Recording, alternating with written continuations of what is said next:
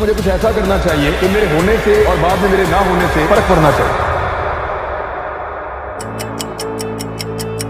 2004 में मैंने तय किया था कि मैं जर्नलिस्ट बनूंगा।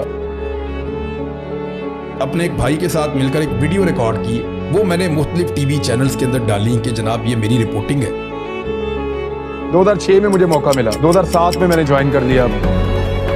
वहां मैंने उनको ये ऑफर किया था। एक मैंने उन्हें कहा था कि जो सैलरी मैं ले रहा हूं उसको आप ना पूछें, आप वो नहीं दे रहे। उससे आधी से भी कम सैलरी पे मैं आया था काम करने के लिए। दूसरा मैंने उनको ये ऑफर दिया था कि जहां पे आपके बाकी लोग ना जाएं, क्योंकि उस वक्त दहशतगर्दी बहुत हो रही और वो आपको मना करें कि हम नहीं जा रहे, तो मैं वहां चला जाऊंगा आपके लिए।